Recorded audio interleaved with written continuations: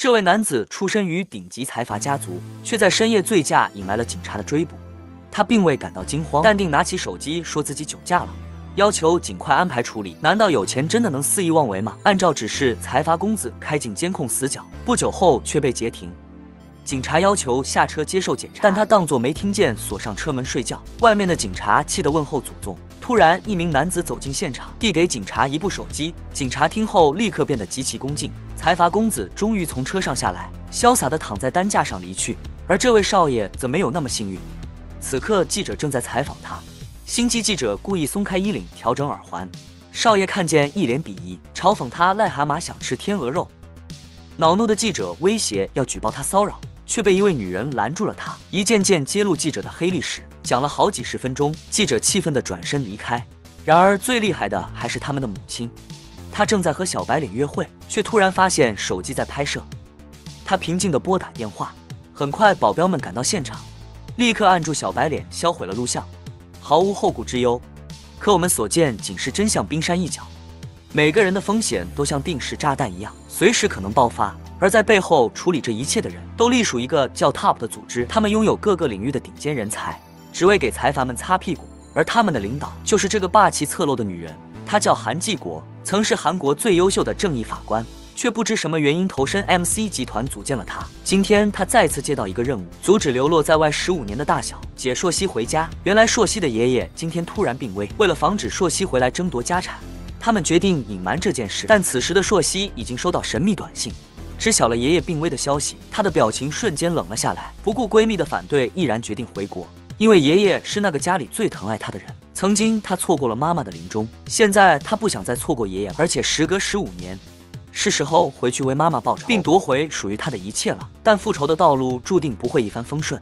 此时的老韩也接到手下的报告，知道了硕熙即将回国的消息，他连忙召开紧急会议，决定在机场拦下硕熙。面对守备森严的机场，硕熙该怎么回来呢？这个被流放15年的财阀大小姐，竟意外得知最疼爱自己的爷爷病危了。她不顾闺蜜的劝阻，毅然准备回国。可老韩早已收到手下报告，并在机场布满了人手。他们看着照片一一比对，终于找到目标。可女人摘下眼镜，他们却傻眼了。而此时的硕熙已经开上豪车，正在前往医院。病房里，管家正在照顾爷爷。硕熙推门走了进来，管家看到后一脸吃惊，随后便关门走了出去。硕熙看着病床上的爷爷，心里无比的悲痛。他告诉爷爷自己回来了，让他赶紧醒来看看自己。外面的管家拿出电话，向夫人英叔汇报了硕熙回来的消息。晚餐时间，硕熙在众人诧异的目光中走了进来。他说自己是不速之客，就不跟大家客气了。说完就坐在了座位上。老大热情的上前打招呼，被硕熙面无表情的拒绝。夫人为了缓解尴尬，向硕熙介绍家庭成员。硕熙直接经典嘲讽，甩他一脸。老二说硕熙太失礼了，硕熙立马回怼说他主修失礼。当硕熙回过头时，居然发现面前的男孩他不认识。他先是看向了老大，老大连忙摆手否认。他又看向老二，夫妻俩得到却是俩人的无视。无奈他只能询问男孩自己。我撤离得到答案的硕熙惊呆了，这一家子可真够乱的。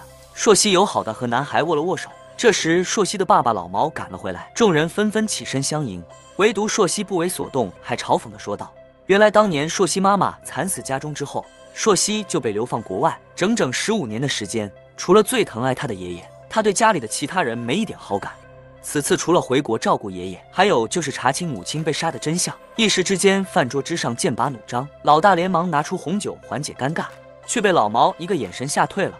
硕熙见状连忙说给自己来一杯，庆祝自己多了好几个妈妈。老毛见状异常生气，直接来到硕熙面前，对着老三就是一顿疯狂输出。老毛询问硕熙回来的理由，硕熙说自己想回来就回来，不需要任何理由。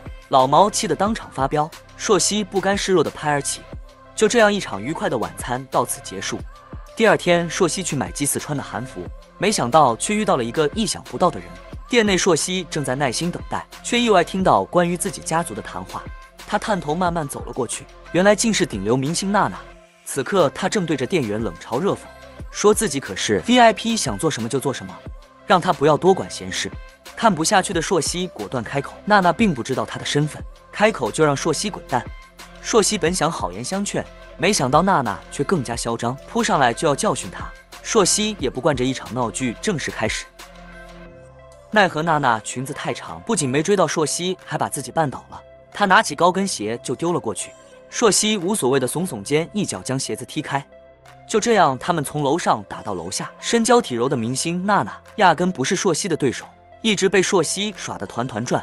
门外的路人看到后纷纷驻足观看，还拿出手机拍照留念。精疲力尽的娜娜使出分心大法，趁朔溪转头想要偷袭，却被朔溪一把按在桌上，动弹不动。眼看打不过朔溪，娜娜连忙搬出经典台词。这时门外来了3辆轿车，正是老韩带着 Top 赶过来，保镖们将路人都赶进店内。娜娜看到老韩就像看到了救星，连忙让老韩把朔溪抓起来。朔溪看得一脸蒙圈，随后老韩向娜娜介绍了朔溪的身份，娜娜直接惊得瞪大了双眼。朔溪起身询问老韩，为什么 Top 会保护这个女人？老韩只说娜娜是 MC 集团的专属模特，所以才提供保护服务。但聪明的朔溪还是一下就猜了出来，他嘲讽娜娜没有水准，连小学都没上过，气得娜娜张牙舞爪，却又无可奈何，最后只能坐在地上嚎啕大哭。大厅里几位保镖打开箱子，里面竟是满满的钞票。老韩手里拿着文件，告诉众人只要删除拍摄的视频和照片，就可以领到巨额现金。众人纷纷开心的签字领钱，唯独律师允道是个例外。他说自己没有拍照录像，并且自己是奈奈的粉丝，绝对不会泄露这件事。随后他接到电话走了出去，电话是房东打来的。听到突然上涨的租金，他叹了一口气。这一幕恰巧被出来的朔溪听到，他询问允道这么缺钱为什么不签字。允道说他只收正当工作赚来的钱。朔溪感觉这人很有意思，就把自己的电话留给了他，邀请他为自己工作，表示自己可以给他很多的钱。允道感觉自己受到了侮辱，气愤地转身离开，但回到家却看到了心酸的一幕。深夜允道回到家，看到父亲还在忙碌的身影，心里不由陷入了深深的自责。他想要劝解父亲关闭店铺好好休息，却被父亲拒绝了。父亲询问允道是不是工作上不顺心，允道没说，只是默默低下了头。父亲说自己已经干了一辈子，那么多老顾客信任他，他不能说不做就不做，而且他相信自己的儿子一定会出人头地的。允道听后更加愧疚，直到深夜也无法入眠。愧疚的允道想起了朔溪的邀请，拿起电话想要拨打，但强烈的自尊心让他又放了回去。这时电话突然响起，在允道的蒙圈中，他们来到了一家餐厅，说需要允道帮忙调查一个号码。上一秒允道还傲娇地说自己不是跑腿的，下一秒听到金额后就惊呆了。看来在金钱面前，自尊真的一文不值。随后允道找到了警局的好友调查，晚上允道约见朔溪，并告诉了他调查结果，那个手机号是黑号码，而且号码的主人已经死了，唯一能查到的只有信息发送地点。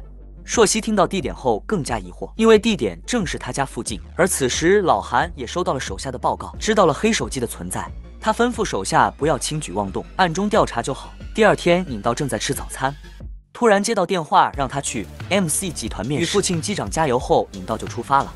看着这座律师们梦寐以求的地方，允道轻咳2声走了进去。然而等待他的将是什么呢？这个普通大学毕业的3流律师，却将要参加一场顶级财阀集团的人才面试。高层们看着允道的信息阵阵无语，甚至有人当场对这场面试提出质疑。但老韩的一句话却让他们都垂下了脑袋。这时朔溪看着屏幕走了进来，他嘲讽 Top 选人的方式真是又老又土。结果还没吐槽完，大楼内就响起了警报。众人纷纷走出会议室查看，原来是一名大叔在顶楼准备跳楼。情报组长迅速调查出原因，原来大叔的女儿曾是公司员工，去年因为事故去世，事后大叔向公司申请工伤赔偿被拒，因此以这种方式表达抗议。一边的法务组长表示，大叔的行为已经构成私闯大厦和违法示威，可以申请加重处罚。宣传组长也过来汇报，他说已经拦下了附近的媒体，只要10分钟之内解决就不会流传出去。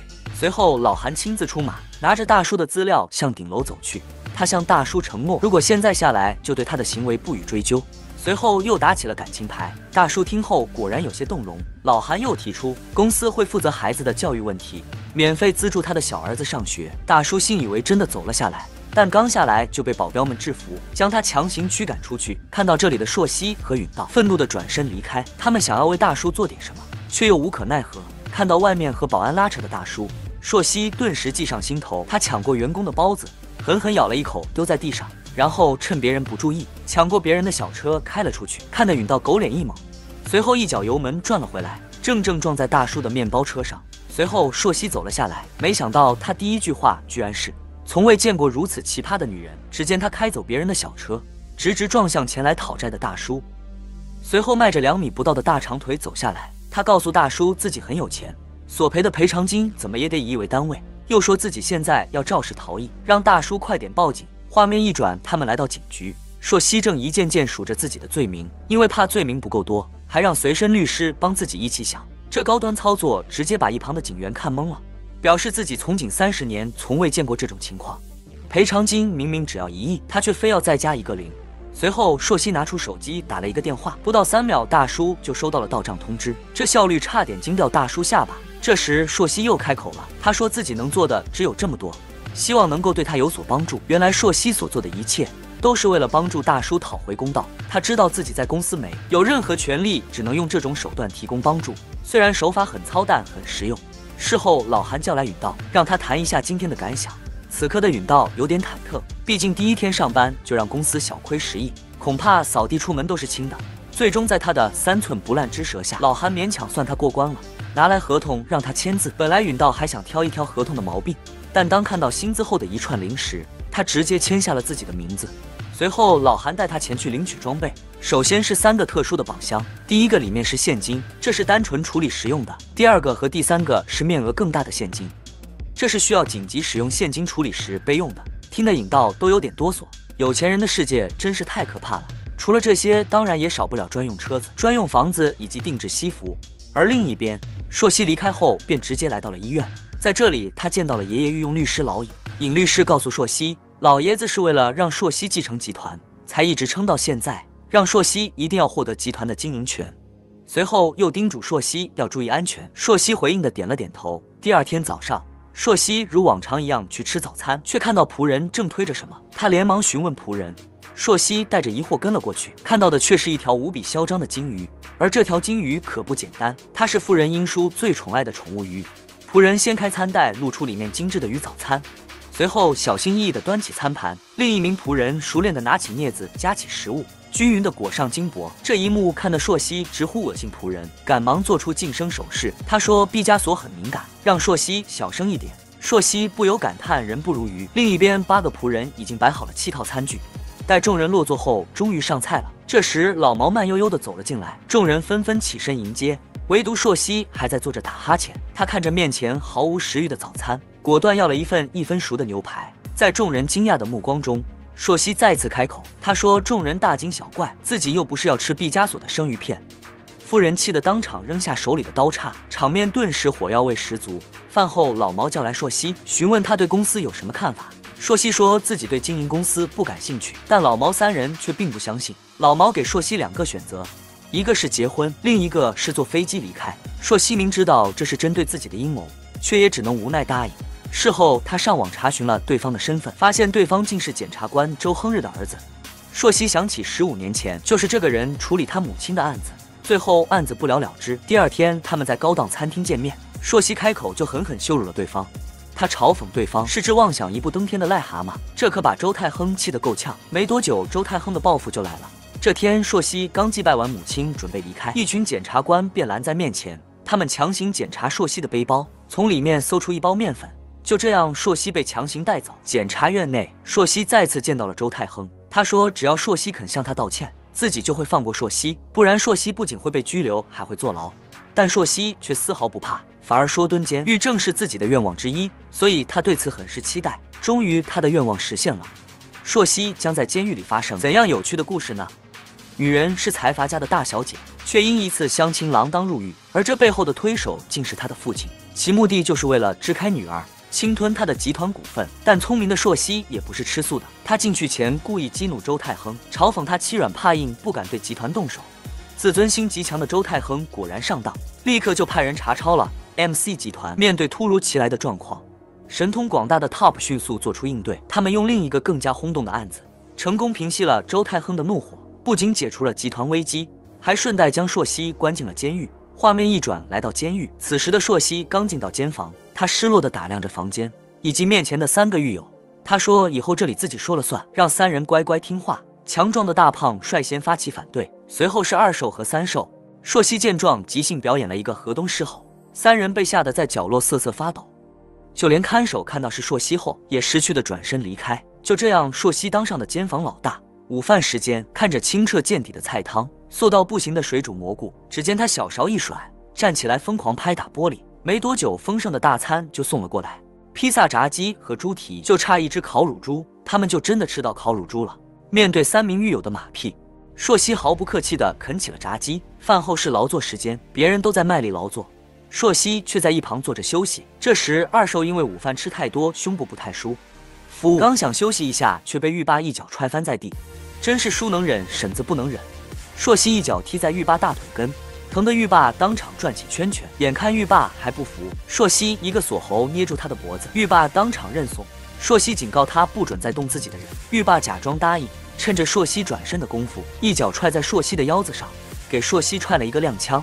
朔溪彻底怒了，他先这样，最后一把将狱霸扔在铁网上。这边刚打完狱警就赶来收拾残局，真是太及时了。而另一边，允道也找到了关键证据，他拦住周太亨，让他放人，不然就公布手里的证据。周太亨为了自己完美的检察官形象，只好无奈答应。但朔溪出来后，第一件事居然不是回家，而是带允道前往酒店，并且只开了一个房间。她是财阀家的大小姐，却因为一次相情锒铛入狱，好在律师及时找到证据，将她救了出来。出狱当天，朔溪就给了允道一个惊喜，他接过允道递来的车钥匙，明明没喝酒，却开出了醉驾的感觉。经过一路的心惊胆战，车子终于到达了酒店。朔溪着急地跑了进去，在经理迷一样的表情中开了一个房间。没多久，朔溪便洗完澡走出来。原来自从朔溪入狱后，就一直没洗过澡，这让他差点把自己熏没了。另一边，老韩得知朔溪出狱，连忙找到老毛汇报情况。他说老毛现在是集团的最大股东，未免夜长梦多，建议他明天在朔溪奶奶的30周祭上，趁着所有亲戚朋友都在，宣布自己最大股东的身份。第2天祭祀按时举行，众人都神情庄重，表情肃穆，唯独朔溪无精打采。老毛着重提醒朔溪，今天家族的亲戚都在场，让他一定要格外注意礼仪。随后宴会正式开始。就在老毛准备按照计划行事时，一声老会长到了，时间瞬间定格在众人诧异的目光中。郑管家推着老毛走了进来，老毛看了一眼老毛，不得不说老毛想得十分周到。这一手归还社会，让众人都不敢轻举妄动，但事情远远没有想象中那么简单。朔溪虽然获得了老毛的支持，但是老毛手里的股份也不容小觑，毕竟这么多年老毛也不是白混的。而且朔溪如果想要接任公司，必须召开股东大会，这其中有足够的时间出现变数。老韩迅速回到 TOP 会议室，制定了针对朔溪的计划。他先让法务组长这样搜集有力证据，再让宣传组长那样迷惑散户反对，然后再让情报组长这样找到朔溪弱点，最后由自己手拿把枪完成收尾。几天后，股东大会如期举行，但身为主角的朔溪却迟迟没有到场。就在众人等得不耐烦时，一则消息猛然袭来，现场瞬间乱成一锅粥，而一切的始作俑者正是监控前的老韩。他在朔溪的调查资料中发现了一件有趣的事情：女人明明没有喝酒，却吹出了酒驾。对此他并没有多做解释，因为就算说了他们也不会懂。他向警察提出抽血检查，原来朔溪患有一种罕见的疾病——自动酿酒厂综合症，只要摄入碳水化合物就会化为酒精。老韩通过资料得知了这一点，他指使佣人在朔溪的果汁中动了手脚，随后便是等着朔溪开车自投罗网。当股东们得知朔溪酒驾被抓后，股东大会当场乱成一锅粥，最终朔溪失去资格，老毛顺势接任代理董事一职。当老毛知道时，事情早已尘埃落定，但万事总有一线生机。老毛很快就想到了应对之法。当起诉书提交以后，他找到老毛，让他让出代理董事一职，但老毛却说，正是老毛的这句话彻底激怒了老毛。他叫来老韩，将眼前的形势告诉了他。老韩说，让赌徒认输的方法只有一个，那就是让他手上一个筹码都没有。老毛听完，似乎下定了某种决心。老韩会意的点了点头，然后转身离开。当天夜里，老毛就在家里召开了紧急董事会。就在他以为一切顺利时，危险却已经悄然而至。一旁的仆人为老毛添加了秘制酱汁，酱汁里的杏仁粉对普通人无害，但对心脏不好的老毛来说，却会增加他心脏的负荷。随后老韩打来电话，老毛接听后不知道听到了什么，一口气没提上来，当场一命呜呼。事后老毛故作悲伤，他说葬礼一定要大办特办，但却遭到老韩的反对。他说老毛刚刚上任，如果这时候宣布老毛去世的消息，会对集团股价造成很大冲击，建议安静地办一个家族葬礼。为了自己的地位，老毛欣然答应。就这样，在这间不足20平的房间里，集团创始人毛王彪的葬礼草草了事。而没了老毛保护，朔溪又该何去何从呢？这个女人为了500万，竟甘愿站在冰块上演奏，就算脚被冻得通红，她也全然不顾。很快，优美的琴声响彻了整个大厅。夫人在一旁一边欣赏演奏，一边悠闲地品着红酒。这时，朔溪走了进来，他看着女人冰块里的双脚，快步走了过去。女人停止演奏，走了出来。朔溪关心地询问她的脚怎么样，而夫人却说女人因为中途停止演奏，演奏费没有了，让她抓紧离开。女人怨恨地看了一眼朔溪，拖着白冻的双脚离开。夫人训斥朔溪太过鲁莽，因为他的行为导致女人损失了500万，还说朔溪不懂艺术。朔溪怒气值瞬间爆满，夫人彻底怒了，她回身就给了朔溪一个巴掌，还想再次抬手，却被朔溪一把抓住，用力一推，将他推倒在地。夫人使出失传多年的河东狮吼，老毛瞬间被召唤过来。夫人见状，表演得更加卖力。看着这场闹剧，老毛命人将朔溪带走，以他是晚辈为由，让他给继母道歉。但朔溪却说自己和继母并没有血缘关系，不愿意道歉。老毛气得当场发飙，说当年就不该让朔溪出生。朔溪没想到父亲会说出这样的话，愤怒地转身离开，想着去世的爷爷以及惨死的母亲，他决定做点什么。第二天，他被父亲强行叫到书房，逼迫他签下股份转让协议，并放弃老会长赠予的一切。朔溪听后，愤怒地将协议拍在桌上，但老韩的话语却将他打回现实。他冷静下来，询问老韩爷爷是怎么死的。知道真相后，他就愿意签字。老韩也不墨迹，直接承认了。朔溪表示还要再考虑一下。这时，老韩叫门口的保镖命令他抢走朔溪的手机，里面正是刚才谈话的录音。老韩顺手就给手机泡了个澡。眼看计划被发现，朔溪只能乖乖签下转让协议书。临走时，随手把口香糖丢了出去。然而，朔溪绝对想不到，就因为他这随手一扔，家里将举行第2场葬礼。注意看，这条鱼绝对过着余生巅峰的生活，每天不仅有2名专属仆人精心伺候，就连食物都是蘸着金箔的进口虾米。之所以他的生活会如此滋润，全因他有一个无比豪横的主人。然而昨天晚上他没了。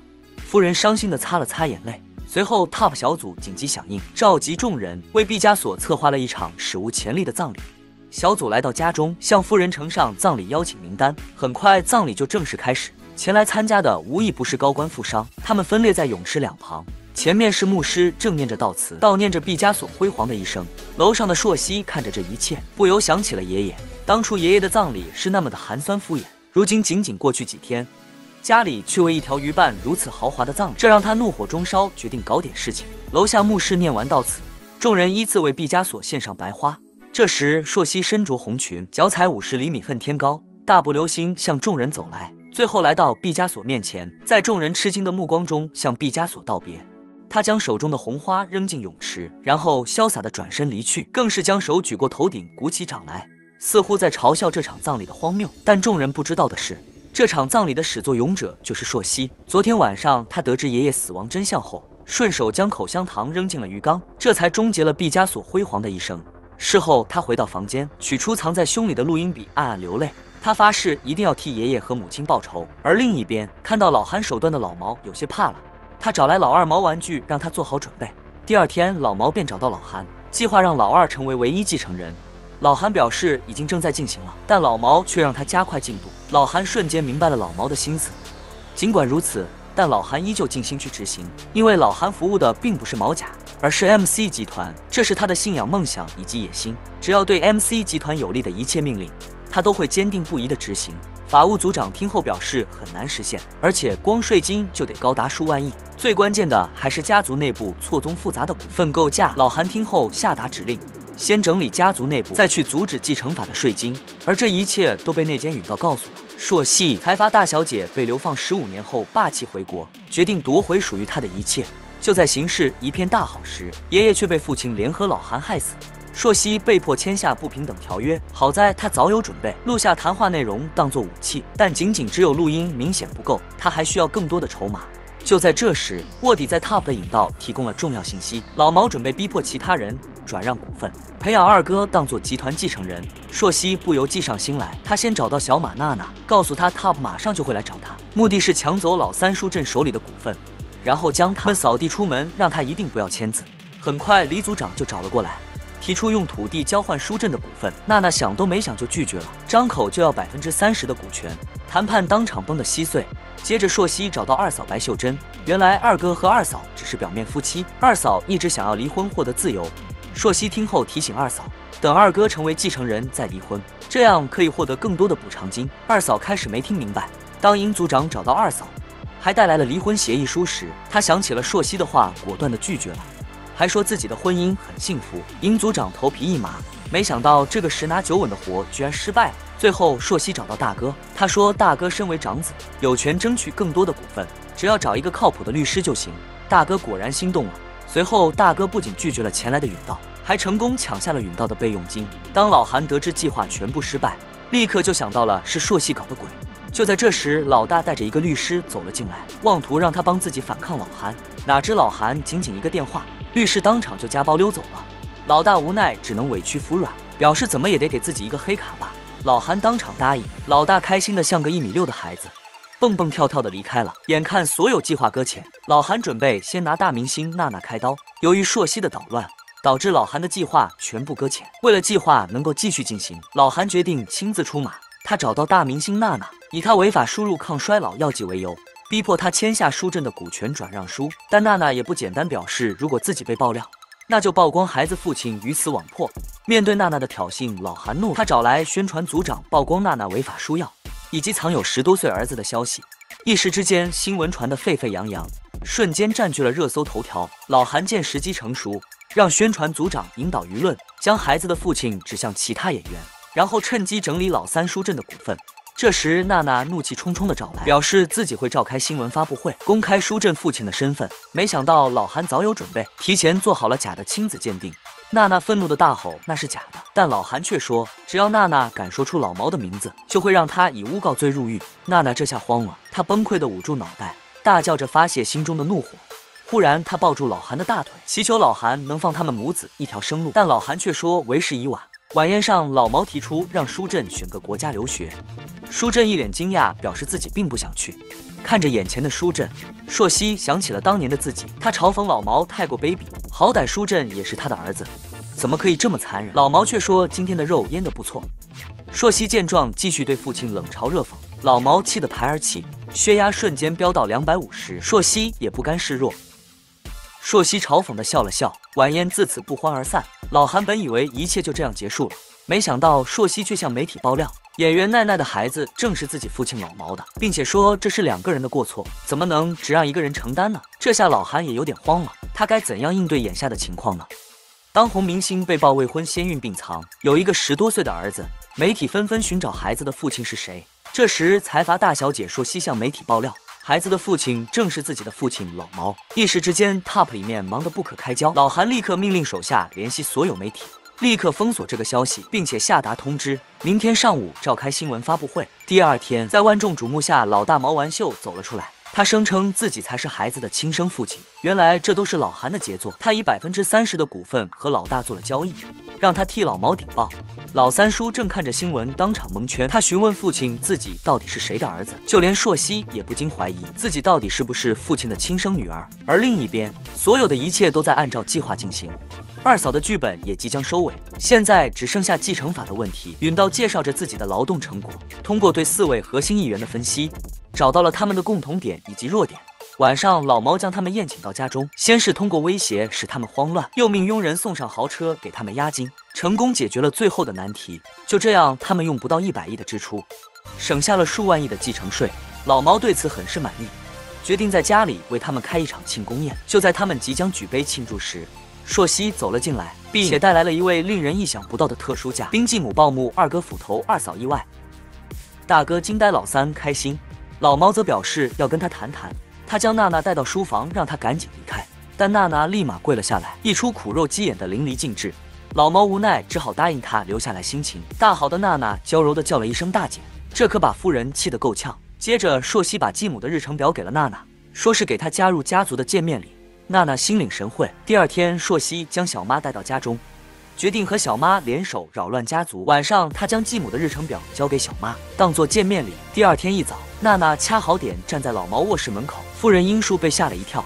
娜娜表示：“你们都分房睡了，管这么多干啥？”夫人差点当场气晕过去。这时，老毛从里面走了出来，夫人立马出声开队。老毛听得莫名其妙，转身离开。这些都被一旁硕熙看在眼里。然而，这只是刚刚开始。早餐时间，娜娜身着一身性感红裙走来，夫人指责她穿得太过俗气，却被娜娜嘲讽她嫉妒自己的身材。夫人转头看向老毛，老毛赶忙出声打个圆场，转移话题，说今天的早餐不错。这时，娜娜又开始作妖，她指出老毛喜欢吃韩餐，表示明天自己会为他准备大酱汤。老毛听后连连点头，这可把夫人气得够呛。老毛走后，娜娜再次挑衅，夫人不再隐忍，拿起杯子就帮娜娜洗了个澡。娜娜不仅没有生气，还露出享受的表情。夫人傲娇地转身离去，娜娜从容地拧干头发，并没有计较，因为这本身就在她和硕熙的计划之中。这天是夫人和老毛的结婚纪念日，夫人正在放声高歌，突然音乐被人关掉。夫人转头一看，竟是娜娜搞的鬼。她告诉娜娜自己才是这个家的女主人，让她不要太过嚣张。娜娜说自己已经什么都没有了，光脚的不怕穿鞋，但夫人却拿书证威胁娜娜。娜娜当场爆发，一巴掌狠狠打在夫人脸上，然后转身离开。这时硕熙走了出来，询问继母这一幕是不是似曾相识，曾经他的母亲就是被继母这样赶走的。另一边，老韩命令手下调查老大和奈奈的关系，因为上次奈奈刚来时，老大的反应有点太过异常，真是不查不知道，一查吓一跳。原来当初娜娜还未出名，经人介绍结识了老大毛完秀，后来得知老大只是妻子，不会成为集团继承人，于是果断抛弃了他。最终通过努力成功俘获了老毛的芳心。老韩找到两人，拿出两人曾经在一起的证据，威胁娜娜尽快出国，而老大放弃30%的股份。硕熙知道后非常无语，感叹着一家都是奇葩。但很快，硕熙就发现了二哥的一个惊天秘密。男人缓缓脱下外套，解开纽扣，看着房间内琳琅满目的奢侈品，不由露出会心的笑容。他缓缓走进里面的房间，迎接属于他的女装变装时刻。男人叫毛完俊，是财阀家的二少爷，在别人眼里他夫妻恩爱，家庭和睦，在父母眼中他为人谦和，做事周到，是继承人的最佳人选。然而就是这样一个近乎完美的男人，却藏着一个天大的秘密。另一边，关于二嫂秀珍的计划也已经成熟，他们以婚内出轨为由，逼迫她签下离婚协议书，而且是净身出户。二嫂委屈地跑回房间，硕熙跟随二嫂来到房间安慰。通过谈话，硕熙得知二哥和二嫂结婚6年，竟一直分床而睡，从未有过夫妻之实，这让硕熙感觉是有蹊跷，决定私下调查。第二天，硕熙送二嫂离开，他劝说二嫂要进行反击，一味的退缩让步是没用的，对付这种下三滥的人，就必须得用下三滥的手段。二嫂听后若有所思，她来到 Top 找到老韩，掏出准备好的鉴定报告，上面是自己完璧之身的证明。虽然这无法对离婚结果造成影响，但如果这种事情一旦传开，对于即将任职继承人的老二一定会有影响。老韩询问他想要什么，二嫂提出只要父母的养老金、妹妹的留学费用等等。老韩无奈只好答应，但面对此次失利，他也无奈至极，因为曾经他找过老二，询问过他的婚后状况，现在看来老二当时撒了谎。经过调查，他再次找来老二，直接开门见山的询问。老二还想狡辩，却被老韩拿出的证据对得无话可说，原来竟是他男扮女装的照片。而另一边，硕熙偷偷调查到了二哥的秘密公寓，本来他只以为是二哥藏了女人，没想到却发现了更加劲爆的消息，二哥居然是跨性别者。硕熙拍下照片，准备找一个恰当的时机公布出来，而这个时机很快就来了。今天是夫人英叔的生日，社会各界各层人士都发来了贺电和礼物，但一封匿名贺信却引起了全场关注。夫人接过佣人手里的信件，看到里面的照片后，慌忙想要藏起来，但老毛却敲了敲桌子，示意夫人交出来。老毛接过照片，一眼还没看出来，他把照片亮给众人，问他们这是什么。老二看到照片，紧张地咬了咬嘴唇。老大和硕熙则笑，是一笑，看着众人诡异的神情。老毛又仔细看了看照片，这一看差点把眼珠子瞪出来，他不可置信地看向老二。老二闭上眼睛，算是默认。老毛差点一口气没上来，只见偶尔老二见事情已经这样，便索性承认了下来。其实老二也是一个可怜人，他从未为自己活过，因为母亲的野心，他就要像骑士一样冲锋。即使他讨厌马，因为父亲的期望，他变成了人见人夸的成功人士，可却从来没人问过他到底喜不喜欢。老毛实在听不下去，当场将老二赶走，随后将老韩叫来书房，要取消老二的继承人资格，但老韩却认为，这种不受感情约束的管理者更能管理好公司，并保证会不让事情暴露在大众面前。但观念保守的老毛实在无法接受，他叫来老大，准备把集团交到他的手里。但老韩却说，老大容易冲动，太危险，完全无法成为负责无数员工人生的决策者。但老毛却坚持要废掉老二，最后两人闹得不欢而散。为了公司利益，老韩决定全力扶持老二上位，提前让老二当上继承人。这时老大找了过来，众人连忙中断会议，但老大已经看到了投影的内容。老韩将他叫到楼上，老大表示自己是带着父亲的命令，让老韩辅佐自己当上继承人，但老韩已经准备扶持老二，劝老大好好当他的导演。碰壁的老大打电话给朔溪，经过朔溪的怂恿，老大找到老毛，把老韩要提前让老二上位的消息告诉了他，随后又添油加醋的挑拨老韩的忠诚。老毛听后决定将老韩送走，但事情真的会如此顺利吗？注意看驰骋沙场数十载的老韩，此刻却差点被拘捕令对到脸上。老韩淡定地举起右手，然后缓缓起身，转头吩咐道，随后便被警察带上了警车。看到老韩被抓的新闻，夫人大吃一惊，不可思议地看向老毛，反观老毛却一脸淡定，吩咐佣人叫来 TOP 的尹组长。待尹组长到来后，老毛不仅没有吩咐他解救老韩，而说要打造一个新的套，让尹组长拿出一个具体方案。尹组长听后虽然吃惊，但也没有多说什么。待尹组长离开后，老毛这才露出了满意的笑容。原来这一切都是他的计划，他联合检察官周亨日，妄图以此来打倒老韩。但事情真的会如此顺利吗？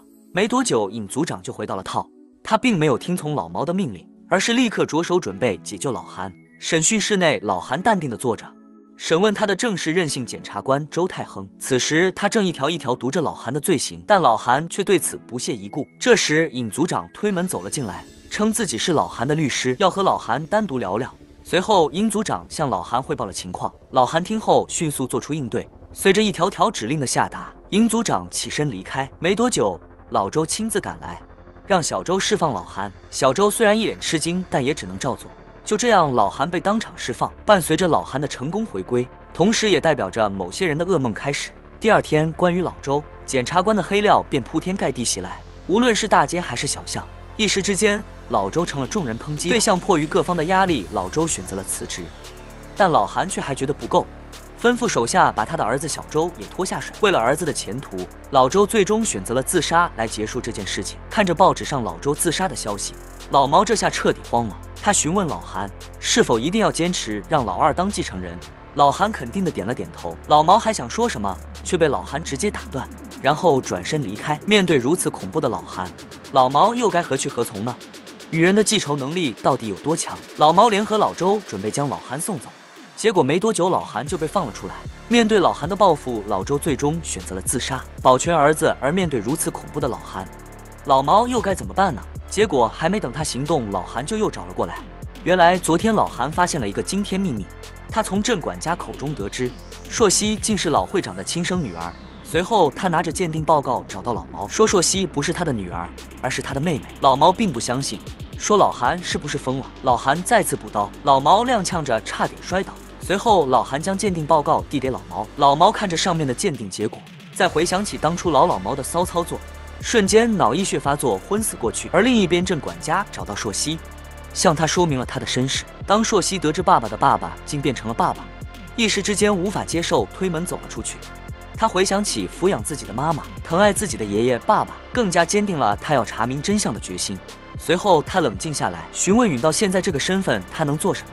允道表示法律上她是老会长的亲生女儿，具有绝对的继承权，只要他以老会长女儿的身份申请继承遗产，就能获得自己的那份股份。这时郑管家赶了回来，他说鉴定报告不见了，应该是老韩派人拿走了。朔溪这才明白，原来老韩放郑管家回来的目的，就是让他明明知道自己的身份，却又无能无力。然而朔溪又怎么会怕呢？他来到 TOP 找到老韩，经过一番激烈的交锋，正式向老韩提出宣战。家族晚宴上，朔溪竟一屁股坐在了主位上，随后向众人宣布。这时郑管家也出声作证，这下众人彻底懵了的灯啊！真是太乱了，哥哥们变成了侄子，继母变成了嫂子，就算是编剧也不敢这样写。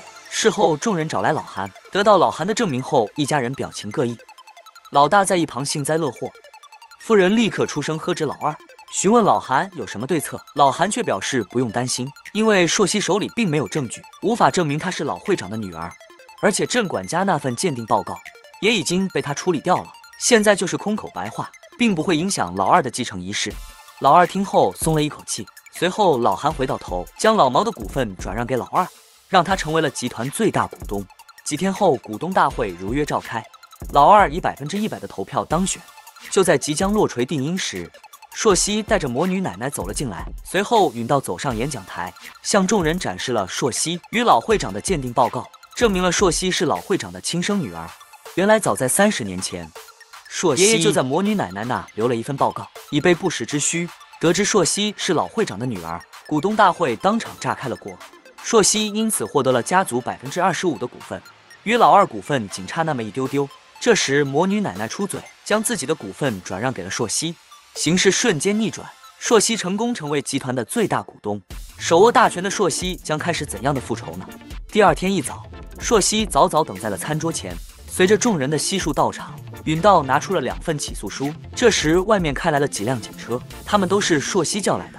先是继母，她因剽窃作品罪被带走，接着是老二，他因不公正交易及逃税漏税被逮捕，最后便只剩下大哥了。但大哥仿佛早已预料到了，他告诉朔溪和允道，自己为他们准备了礼物，里面有他们想要的答案。原来朔溪的母亲正是大哥所杀。15年前，夫人因为心情不好，抱怨老大是失败之作，自己能依靠的只有老二。老大为了证明自己找到了朔溪的母亲，他苦苦哀求朔溪母亲离开老猫，却遭到朔溪母亲的无情斥责。随后，朔溪母亲来到画作面前，看着受自己心情影响的画作，抱怨地说了一句失败之作。哪知这句话却深深刺痛了老大，因为他的母亲就是一直这样形容他。渐渐他的神情变得狰狞，当他清醒过来时，朔溪母亲已经倒在血泊之中。这么多年，老大一直活在愧疚之中，最终他选择了上吊结束自己的生命。另一边，狡猾的老韩收起了所有的证据，就在众人都以为他逃跑时，他却自己出现在了众人面前。因为逃避并不是他的风格，不管是对是错，既然他做出了选择，那他就会去面对这样的人生。随后自己走进了审讯室，他直言小周无法给他定罪。小周脸色骤变，老韩提出他可以提供证据给自己定罪，但前提是不能对 MC 集团有任何影响。画面一转，来到法庭，老韩对自己的罪行供认不讳，最终数罪并罚，获刑4年。现场一片哗然，这场博弈究竟是谁赢了呢？随着老韩的认罪，尹道的母亲也被无罪释放。朔溪将众人邀请到家里，庆祝这场来之不易的胜利。监狱里，老二看着大哥提前准备的礼物，不禁流下了悔恨的眼泪。而夫人也同样收到了老大的礼物，那是一幅名叫《妈妈》的画作。夫人看着这幅画，